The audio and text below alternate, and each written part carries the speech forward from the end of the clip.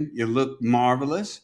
And the book, Least Intelligence AI, or is it on demand AI in a quantum era? Yep. AI on demand in the AI on quantum era. demand in a quantum era.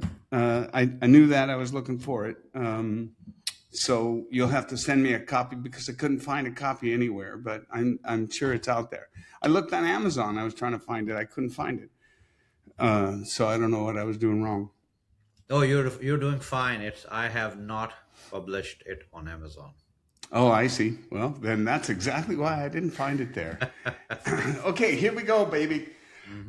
I'm looking forward to it. Thank you again for rescheduling so promptly. I really appreciate it. Sorry about the confusion last time. That's We're fine. good to go. So 5, 4. Hey, welcome, welcome, welcome, and thank you so very much for joining me on another episode of Talking Innovation. Now, I kind of took any fences down when I shifted from talking cloud to talking innovation because the real objective is to just open up the slate and be able to discuss and talk about all the amazing, innovative things that are happening around the world. And, I just seek out brilliant professors. And today is certainly no exception because, I've told you many times, I'm just a Gilligan in this equation. I've just had the benefit of being around for a while.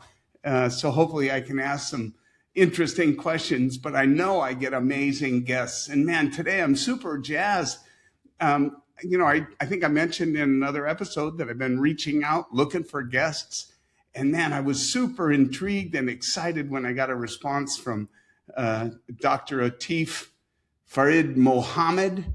Has a book, and that's what really kind of sucked me in. Least Intelligence, and that's not LEAST, but LEASED. And I'm kind of subscribed to that notion. We'll dig into it in a second, but I'll just continue and complete the introduction. Doctor, I'm so thrilled to have this conversation with you today. Thank you so much. I didn't tell much about your chief AI officer at CyQuint, which is a quantum company. Why don't you push it from the dock and tell us a little bit more about yourself? Well, thank you so much, Grant, for this wonderful discussion and the book. Not least intelligence, or least in the Right. end of the day is I actually like the play on words. Yes, I think love that. it's perfect. I love that. So I am the Chief Artificial Intelligence Officer for CyQuint. It's a public sector organization. We do have commercial clients also. It's majorly AI product company, and we serve the state of Maryland and federal government in some areas. I'm also a professor of quantum computing and artificial intelligence at several universities. As a doctoral chair, I have a privilege to work with the PhD students in quantum computing, artificial intelligence, and cybersecurity. And yeah, that's me. 33 years in the industry, around 96, 97 publications so far till date. Wow. Since 2007, I think. Brilliant. Yep. And in several areas, had a chance to work under North Dakota Space Grants Consortium, which is NASA subsidiary, around 2 years, and happened to be associated with NASA conferences in AI and cybersecurity in specific. Also cloud computing, by the way, just FYI. Yeah, well, it's funny you say it because the only reason I picked that name, I've said it before, it was 2019, beginning of 2019. And talking cloud to me was going to be anything that had to do with computing. You were going to be including the cloud because that was my belief on the model, right? Yep. That it would prevail and it is, right? It's no different than electricity and water and internet. And so that was the motivation, but it was Iran from who I used to work with at Checkpoint, who said, you should change the name to Talking Innovation. And I thought, it really is right. And so kudos to him, because this way we can talk about anything. Yep. Certainly cloud's always going to be related because it's everything that we're doing. I mean, quantum, the whole AI phenomenon, none of it would Yes, be possible. So let me pick a little bit on first, I guess, your broader perspective, and then we can get more granular. But you write about least intelligence, and I certainly subscribe to this notion that the and I want to be careful how I word this because it's not to imply that you don't have to have any intelligence because it matters, correct, but the value, the role, the criticality of having, say, for example, a high IQ correct, is really going to become so it's going to start to be a moot point. It is the quintessential equalizer. If I have the ability to think, I don't have to necessarily have the ability to solve, correct. right? But if I have that enough of that raw material to probe and to ask, I wonder. Doesn't mean I'm going to be able to go, I have, this is how you would solve that, right? I don't have that, but I could still wonder, why did that apple fall? And then being able to have the resources to go to and actually find out, Correct. it's truly a remarkable time. So here's my question. Mm-hmm. How do we ensure that our kids, our youth, our young adults, as they grow and develop and learn, Correct. how do we ensure that there's this seamless, smooth mesh of this technology as a complement, not a replacement, so that we're still teaching the critical thinking skills? How do we go about that? So a wise man said 2026 years ago, ask and you shall receive. I didn't say that. I don't claim it, but I would follow that. On a longer path of learning, there is a thing also known as emotional quotient or EQ. Yeah. And the more we know the rationale behind any work that is happening and surrounding us within a given context, solution exists. It's a whole different ball game. We don't look at that as a possibility. We most of the time go with probability. And that is something that we learned.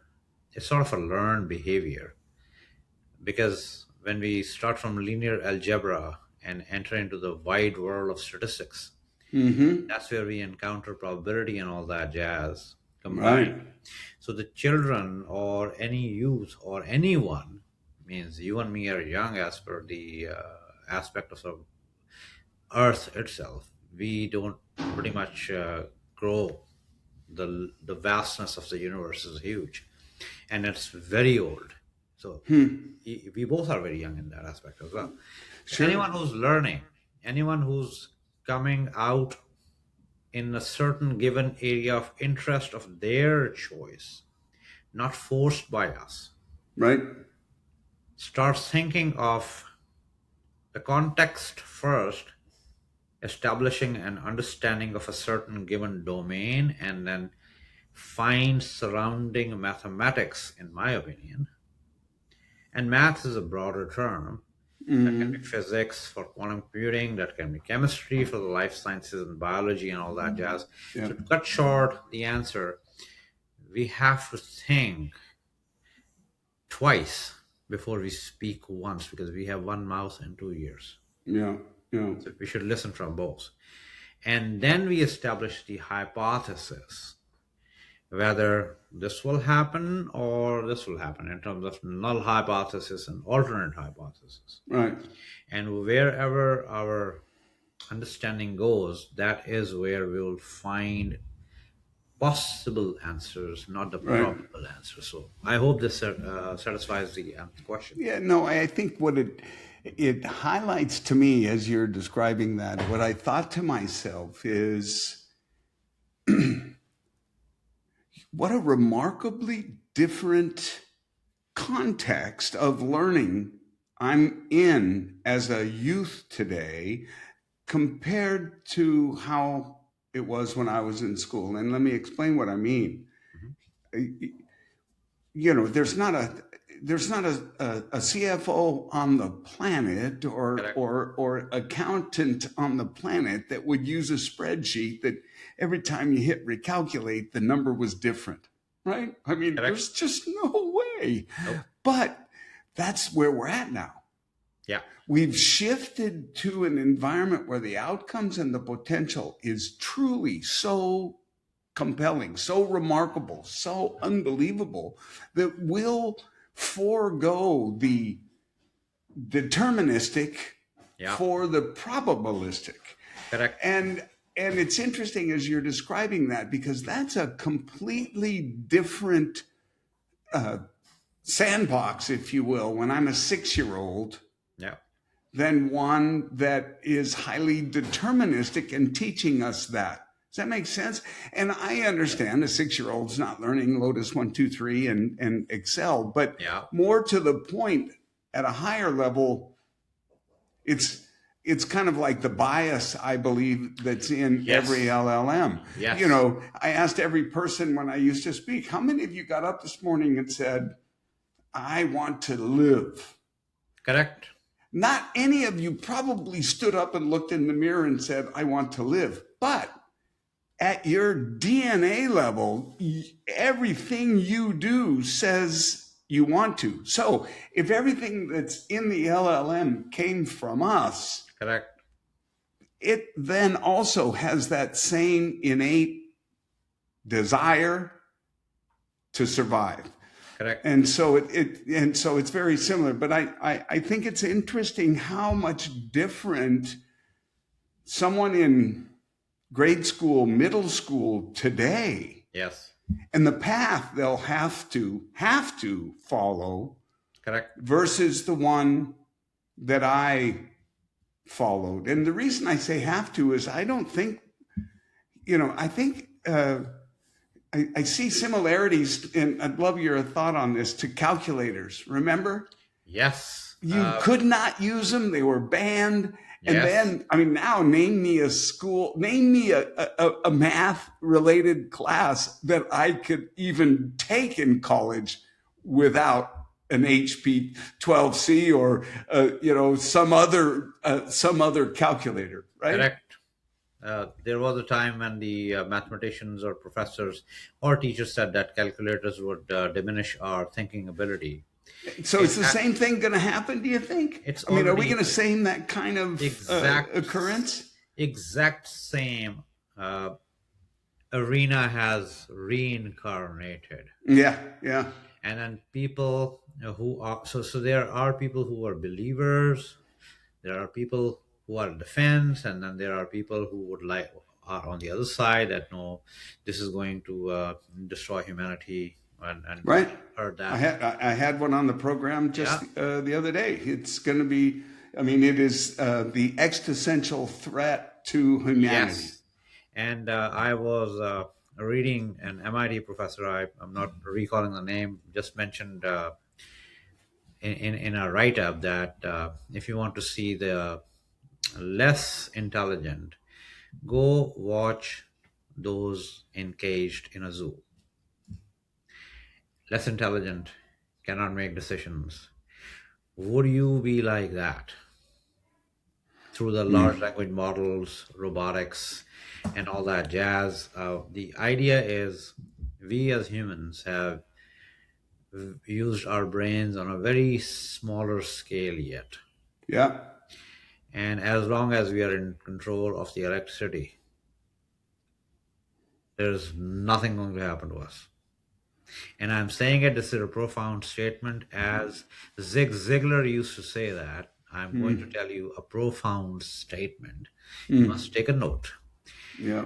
The learning comes from our surrounding as ground zero, whether we have a calculator, computer, a cell phone or not. It does not matter. Learning is surrounding us. Every context is different. Every human has a different contextual understanding of a given, let's say, even cell phone, if I say. Yeah, and it's truly remarkable when you think about how 5, 6, however many billion people all completely know and understand cell phone, but there is what happens in the gray matter That's it. But is different for every single person. there is a vast majority of folks in the world who do not even have a banking facility. They run with cash. Yep. And we who live in first or second world, and Yep. there are third world which has banks. Will bank go out of date when the cryptocurrency will hit? And Yeah. that's a great question. It is. You do not need an intermediary or an exchange which holds your money, makes some Yeah. money out of it, and then transfer your Yeah. money to you in the end. That's why it's taking so long to really take hold, is because we're ripping such a huge economic force, if you will, from the powers that have had it, the big banks, Correct. right? The big banks. And governments, I would suggest. I mean, the governments technically are to govern, regulate. Right. And regulations are always helpful. When we are driving, the regulation tells us to stop at the red light, whether 3 in the morning or 2 in the afternoon. It Right. doesn't matter whether there is something on the road or not. That's a regulation. And we follow that to the core because that saves lives. Mm-hmm. And you never know what's cooking up on the road, because the road is an unanticipated place to be, and every Yep. context is different, as I mentioned earlier. So Right. the moment arrived when the GPT came, the generative pre-trained transformers, which is the natural language processing's third generation. Yep. So when you and me discuss and everybody discuss large language models, the main and the core idea is, if natural language processing that you and me do, we understand each other, then there is a natural language understanding second step.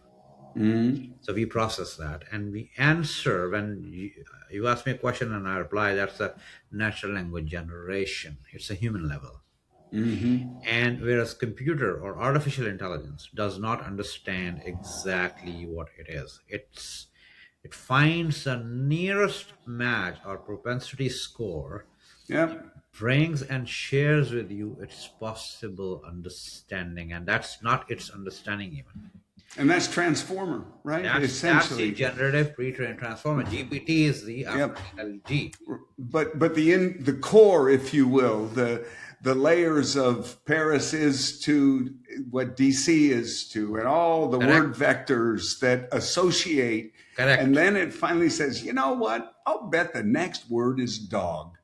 And And the probability that it is very good, very Yeah. high. But what I think it's important, and I'm a little crass when I say it, is everything's a guess. yes, it's a guess. Whereas you and me, It's a very good guess, Yes, it's right? very good. Based on a lot of very rich data, but it's still a guess. I guess, yeah, it's a guesstimate, not the estimate. Yep. So when you and me talk, we have a vast plethora of our understanding that we established, starting from the day we were born, and we kept on hearing, and we started speaking and looking, and then reading, and then writing our own thought process. So that entire natural language processing, which started from the day zero when we got birth, and then Arguably, maybe even before, because it's they're hearing Yes, you talk. yes, right? yes. It's there. But anyway, is the- sorry, didn't mean to interrupt. No, that's a great add-on which you just mentioned. The idea is the RNA and DNA sequencing have thought process translated. And yes, we are hearing everything since the inception. Yeah. Making the means of that thing is a different ballgame. Right. And that happens with our actual neurons, the human neural networks, not the artificial neural networks. Right. There's no recursion. No. It's the message that comes, and there is no guesstimate in this case. If I Yep. have eaten the meal, there's no estimate or guesstimate will kick in that if somebody brings me more meal, I'll say thank you and walk away from that. Yep. Well, and the other thing that's missing that I think is present, and forgive me, I mean, I'm not a doctor.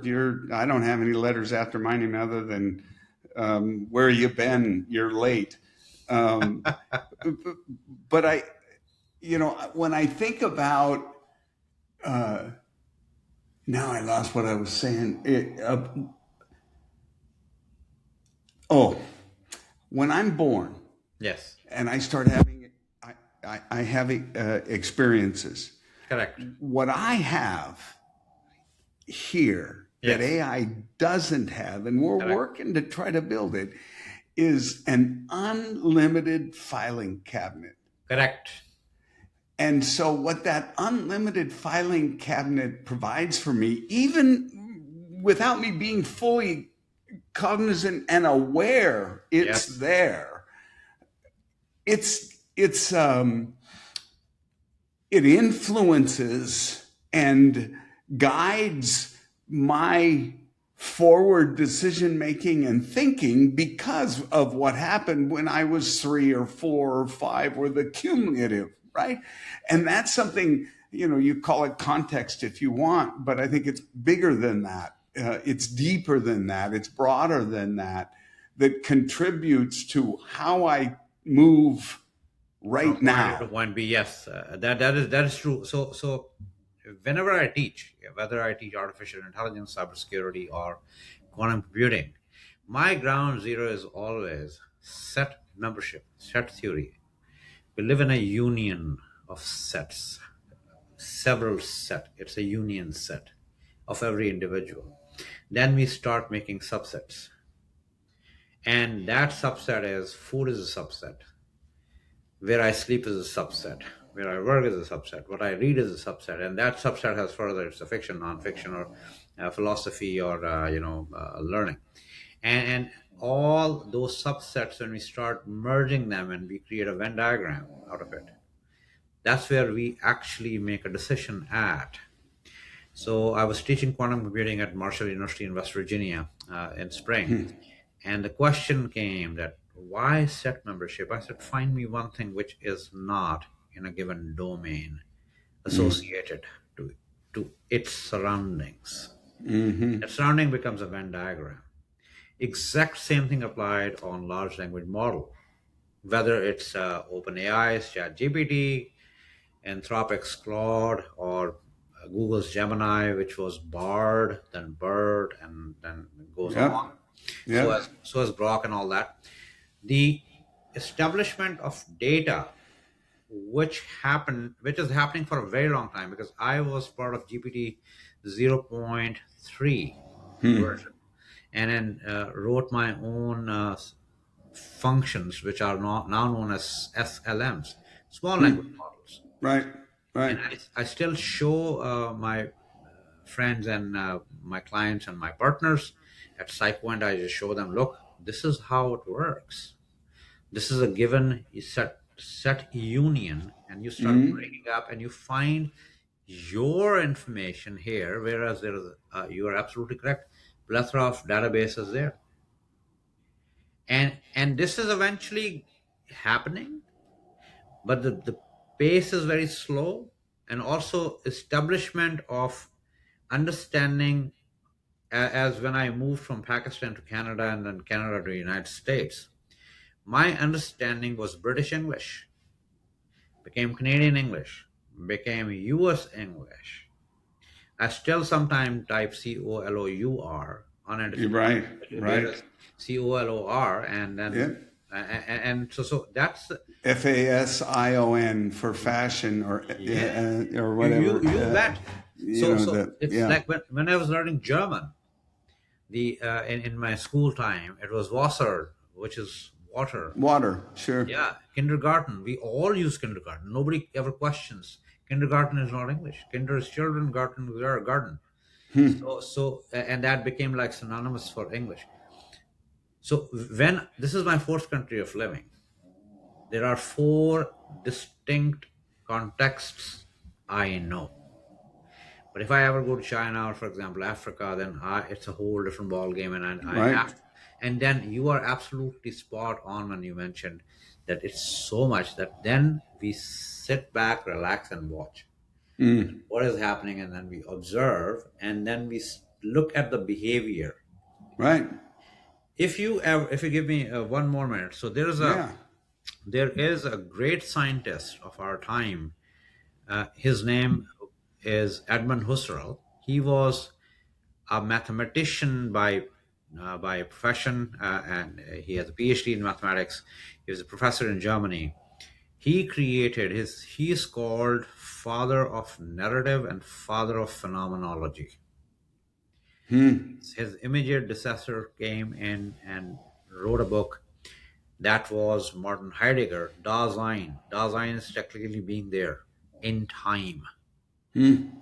And that is a phenomenology. A phenomena happens T plus one.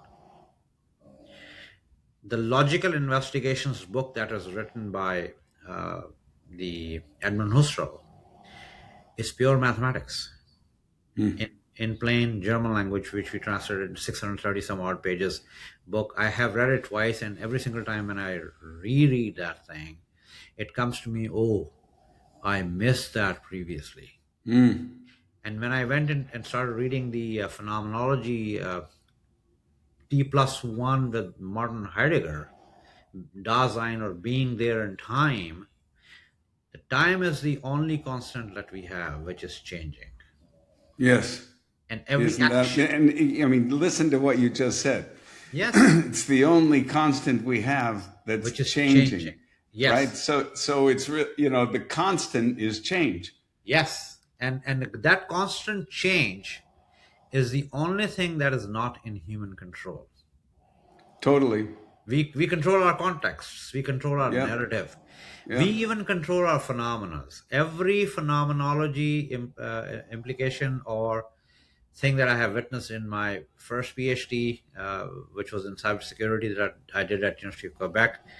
And when I came and did my second PhD in scientific computing, then I established a whole new understanding of the utilization of technically cryptology. Hmm. And that's where I came to realize that quantum computing would be the next level automatically. Nobody told me to learn quantum computing. No one forced me to go and teach quantum computing. But quantum computing is the mother of every computing at this moment, and you are spot on. Cloud will go with us. Yeah, I'll tell you. So there's a fantastic, brilliant, wonderful woman, Dr. Dorit Dorr.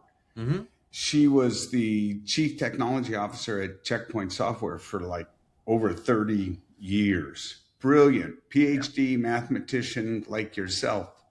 And she's now active in quantum. She's Yep. got a venture fund, I believe. She's got a fund that she's out raising or raising and funding startups in the quantum world. And um, she tried to explain to this neophyte what it was and why it was so compelling.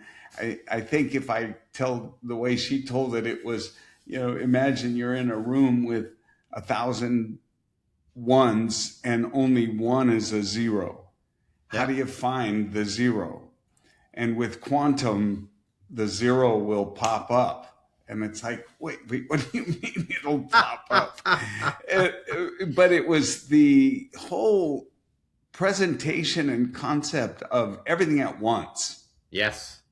And that's Yeah. hard to grasp, but remarkable when you think about how profound the impact of being able to process every possibility simultaneously.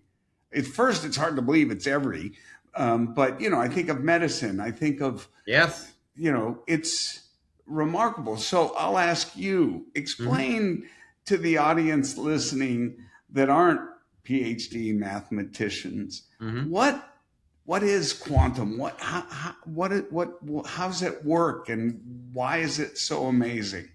So we are living in the era since the inception of computers between zeros and ones.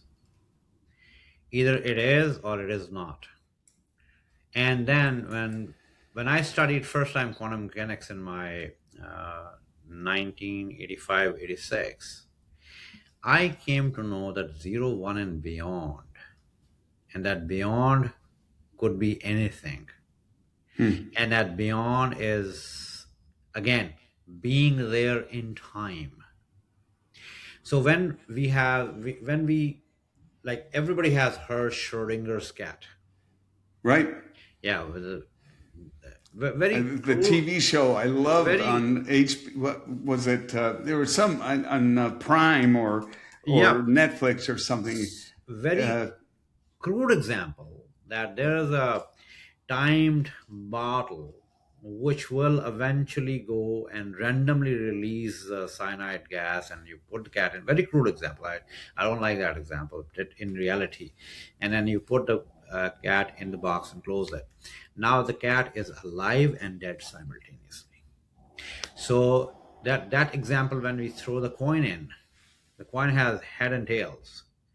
We know it's head and tail, but if we throw it in and then flip it, and we take a consecutive video of that thing falling, it's both. it's either or. That's Right.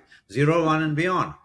However, if I have 8 of And of these, course, this is time. What is represented by time, right? As yes, it's falling and spinning, correct, is the time, it's right? the time. So to work with the qubits, which is a quantum bit, which is Yep. neither zero nor one, or both zero and one, and somewhere in the middle, we can only take a value when a decoherence happens. Decoherence is hit the floor and its head or tail. That's the value that we work with. Or if we have 8 coins which are going in the air, which are the technically qubits, and then at a certain time I just take a snapshot, take a picture, and I don't care what happens after. But at Right. that time, when I take a picture of all They'll that, all be different. they all be different, and that is what my cryptic pointer. Got it. And that's again a very crude example. Yeah. No, But for me, even as a little boy, long before I ever heard right, of anything like this, I remember pondering this idea of the world being like sheets of glass, correct, like planes, yes, and that I'm in one, and that just the minutia between one and the other, you can't see it, but there's just jillions I remember used to think about that. And it seems now more than ever that kind of possibility is actually real. First time when I watched Star Trek, I give this example to all my students. I have watched every known Star Trek ever done, whether by the regular cable TV or programming, or by the fans like us. Yep. I've watched all of them. I came to know what folding of space is called. There's a white sheet or a plain paper from point A to point B. It's far. Yeah. But as soon as you start folding it, Yes. it becomes zero. The distance Exactly. goes out of the window. And that is a phenomena that's called space folding, or reduction of your distance. Distance is always measured in time. Yep. The airport is 10 minutes away. Yep. We don't say airport is 8 miles or 3 miles or this. We say, okay, you know what? It'll take me 30 minutes to reach there. That's that's a relative understanding of an established fact, where we know Yeah. you have to sit in the car and drive it. Yeah, if I say it's 8 miles, you Yeah, don't know if it's eight no, country miles, 8 dirt road miles, 8 miles or up a windy hill, or or or 8 miles whatever. on Highway 50 in Virginia.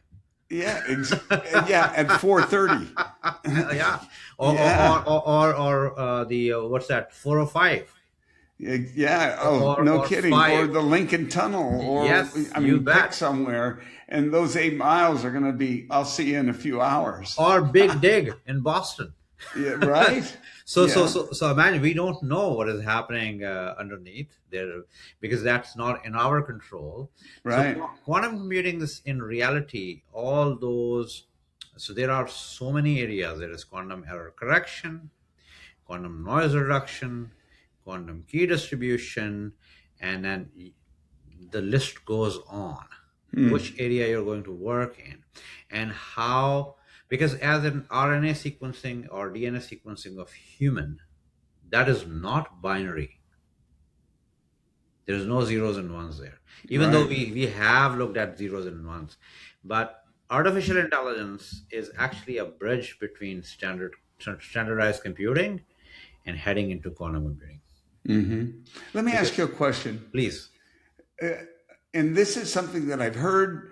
In fact, I've recited, and I really, I guess, now more than ever, I want to make sure. Am I right? Explain it. You can tell me, because as I understand quantum physics, Correct.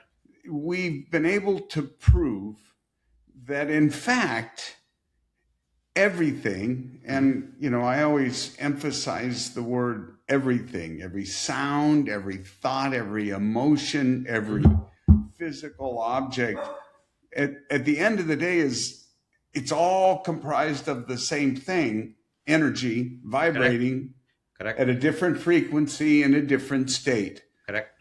And so when I extrapolate that, if that's correct, and one of the properties, as I understand also about energy, is it never goes away.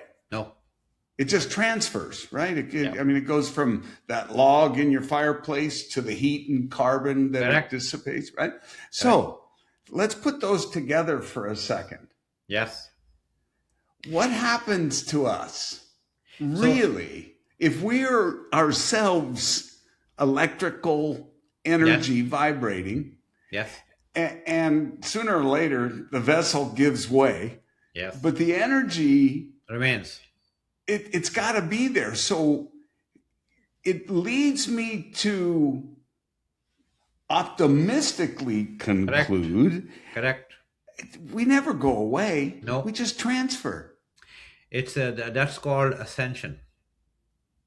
Well, I have just And, assented, I guess. And ascension came from the Stargate Atlantis.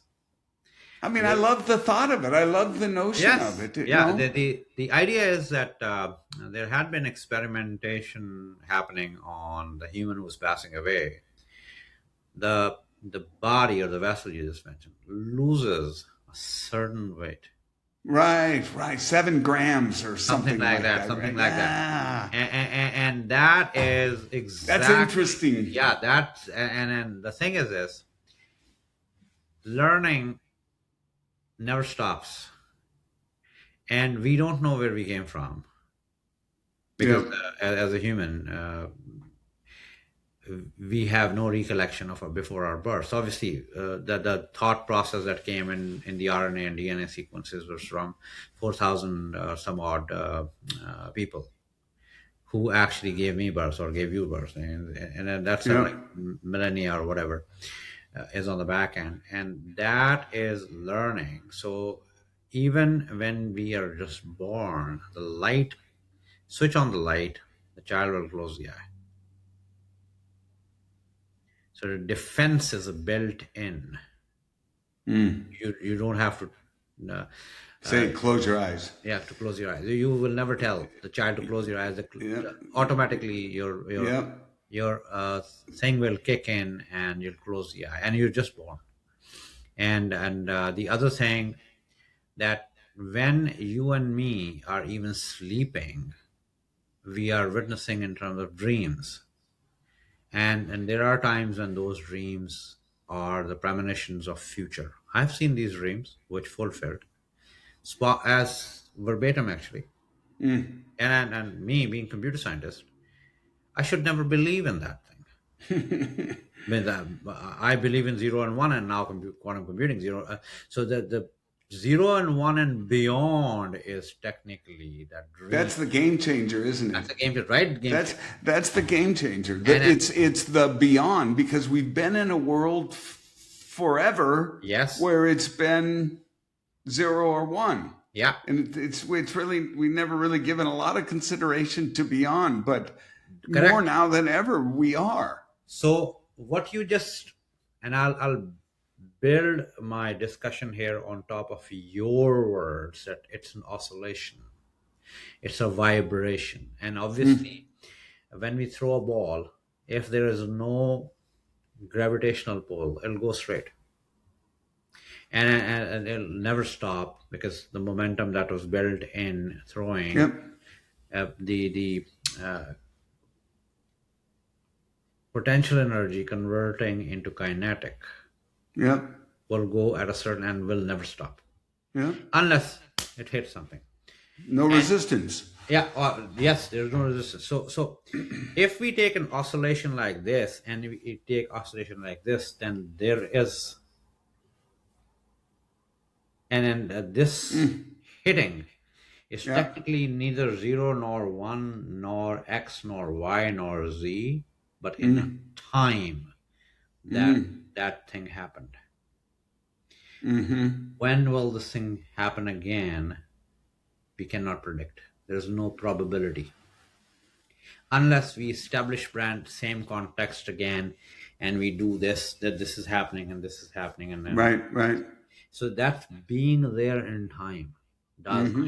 This is phenomenology.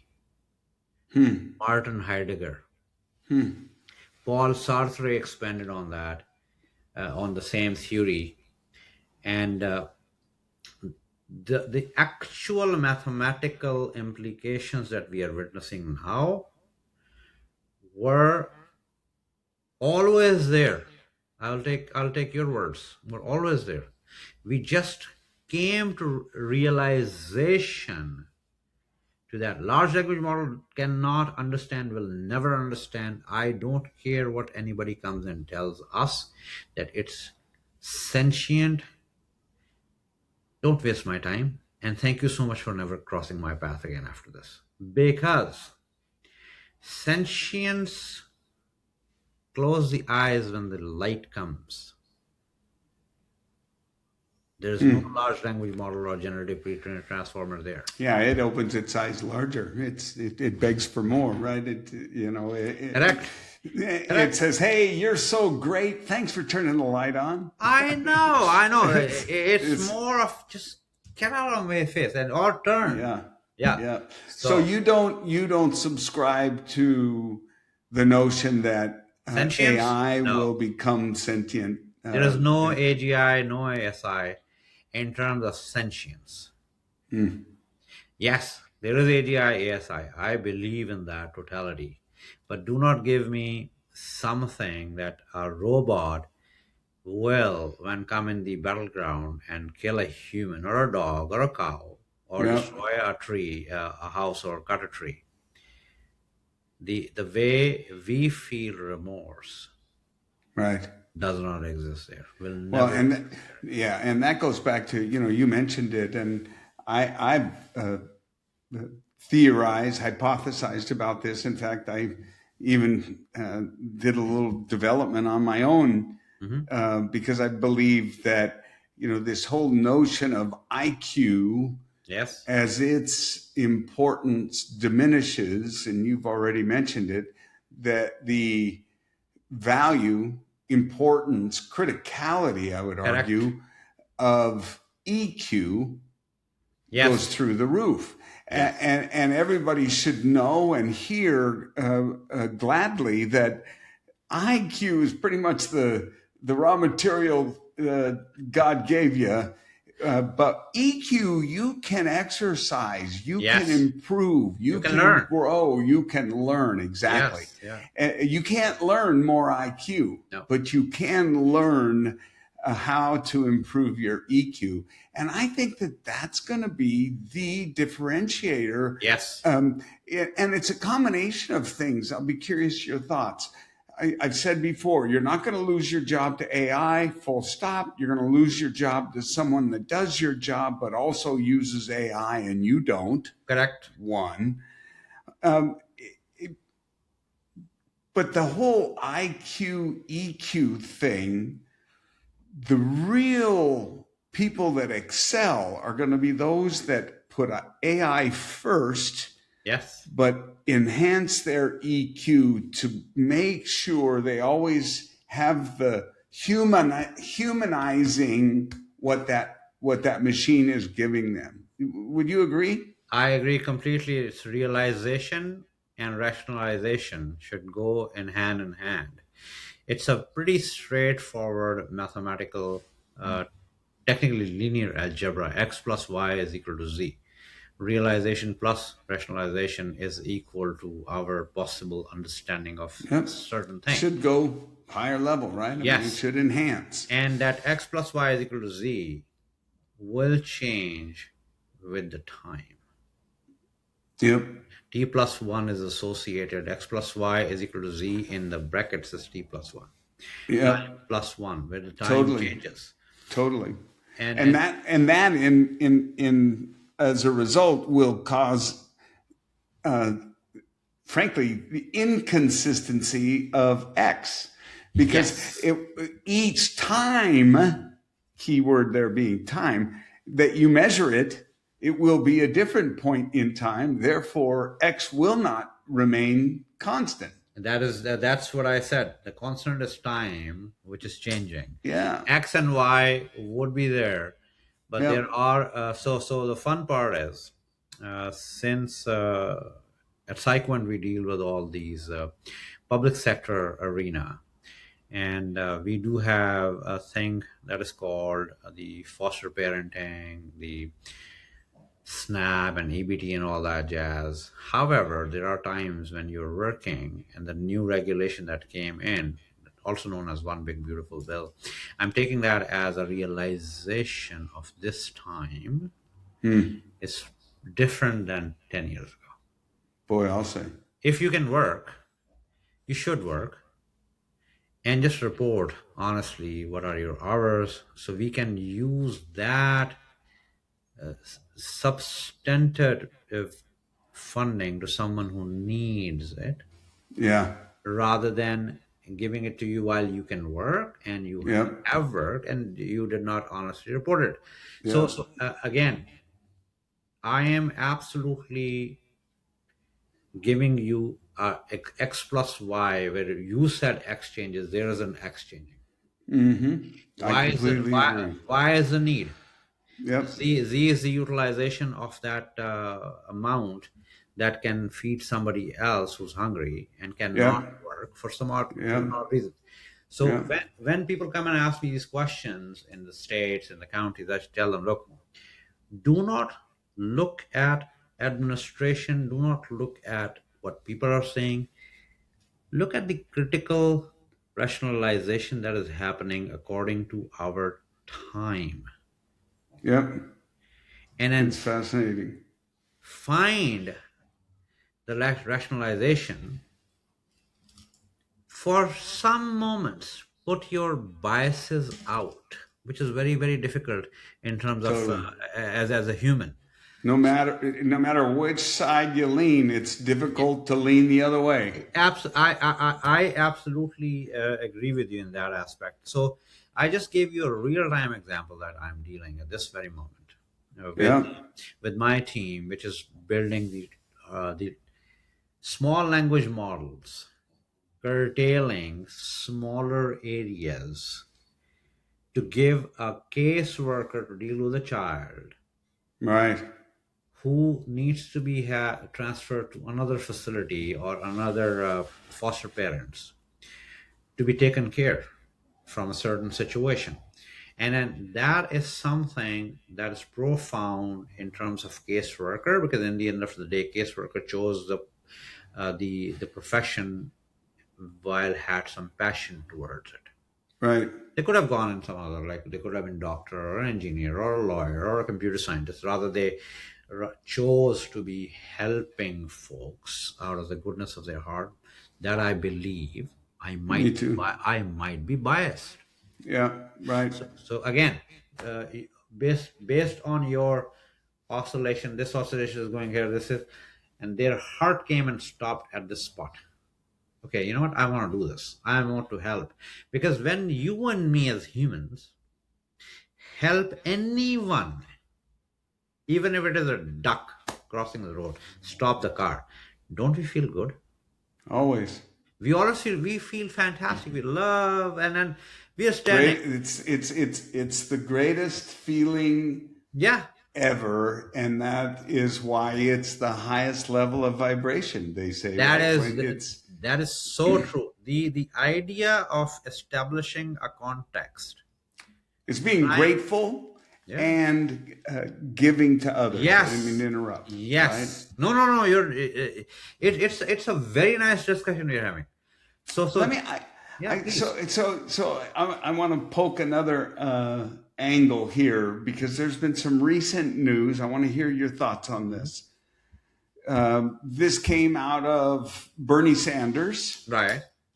and the quite left senator, congressman, whatever the heck he is, up in Maine, I think. Yes. And surprisingly has buy-in also from the right Yeah. and the administration. And it has to do with, if you're familiar with the Permanent Fund up in Alaska, right? Yeah. When oil was discovered, the state of Alaska required a fund be created, and a Yes. portion of the proceeds from all that oil had to go into the fund. And every year, out of the dividend of that fund, they pay every man, woman, and child in the state of Alaska, as long as you've been there more than 1 year, Correct. a check. I was there for a number of years, and it was amazing when you've got a wife and a couple kids. You're getting $3,000-4,000, right? Yeah. Tax free from the state. Well, now they're talking about going because the collective intelligence, if you will, within an LLM, arguably is the collective intelligence, creativity, composition work of us. Yes. That we should be benefiting from the crazy proceeds from these companies. What do you think of the idea? Well, the thing is this: the universal income is something that exists in many countries. Alaska is one of the examples, and you can live off. You cannot live off that. You have to do something. Right. Else Yeah. to add It's just on. it's like a bonus. It's a rebate. It's something like being a Canadian citizen living in the United States. And when my son was born, my wife went on 1 year, 67% salary was coming from the federal government or the provincial government. And then when my daughter was born, she went again for 12 months. And means that was something very, very decent for me, because when my daughter was born, I started my PhD at the age of 40.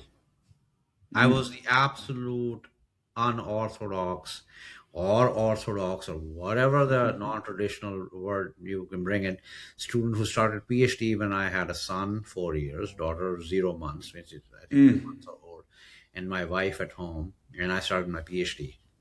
And to come to USA to take the classes means I couldn't even work more than 20 hours a week, because it's university's funding and all that jazz. So there are such schemes. If these organizations come up with some sort of this thing and they are making crazy profits, It's a possibility. For now, it's just losing money, all of them. Yeah. Even Google is losing money because compute is extensively expensive. Yeah, the people that are making money are Micron Yeah, and Marvell all those and Nvidia. who are selling the shovels. Exactly. It Yeah. is truly Levi. Yes. Levi is the moneymaker The right now, gold right? rush. If you Yeah, the sell the picks. shovels, you'll make money. Yeah, it's totally true. It's totally true. And the other people who are making money are those trains which are taking all the produce and taking and Yeah, putting it for. If we go a little bit in a little history, yeah, that if you own a train line or a train system, you were the king of or queen of that time. yeah. It does feel different though, Doctor, now compared to the bubble back, right? Because there was a lot of swapping dollars and a Yeah, little hocus pocus stuff going on, but right. right now it feels like there's people really building data centers and really building compute and Yeah, really building out and spending money. And evidence is, holy moly, the stock market's just, been off the hook. Clearly, we're in a K economy because we have, correct. high amount of inflation and other Yeah. factors, but we don't want to go off into that. Well, That's just, I mean, it's an interesting time with all of this great progress and advancements. yes. There's also some challenges that we're facing. There are pros and cons of everything.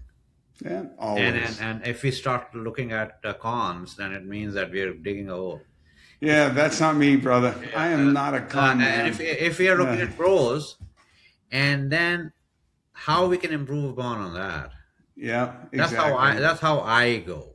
Yeah, me too, man. It's Me too. it's a great I'm sincerely grateful. Oh, this has been awesome. Yeah. Yeah. Thank you so much. Yeah. I appreciate you. Yeah, I got my Dupuytren's contracture when I try to show a praying hands. I look kind of That's goofy, fine. but I still mean it. No. So I cannot do but live long and prosper. yeah, my fingers are bad too. But same to you. Hey, this has been outstanding, Doctor. I mean, I hope I can get you back. We can keep talking. We could probably go on for hours, but I know you're a busy guy. Look up Dr. Atif Farid Mohammed. You'll find him in LinkedIn. The guy's pretty impressive credentials. We didn't even dig into the whole idea of, frontier models and mythos and what's going on there. That's a whole nother discussion. Maybe we'll have you back to talk about that. But thank you so much. Again, your book, Least Intelligence, AI on demand. AI on demand in a quantum era. Yeah, I love it. I love it. Thank you so much, man. It was really great having you. Take good care of yourself. Will do. You do the same. Stay well. Thank you. Hey, make sure you don't hang up until it says 100%, okay? Because I want to make sure I get it all. Ladies and gentlemen, I think this has been a fantastic program. I hope you've enjoyed it as much as I have. A great guest, Dr. Mohammed. Really some interesting things to think about and ponder. And man, have we got a lot of exciting innovation coming up, man. We're just at an amazing time. So thank you all for tuning in. If you like it, please like it, share it, tell your friends, subscribe, and we'll look forward to having you back on the next episode of Talking Innovation. Thanks so very much. Take care. Excellent.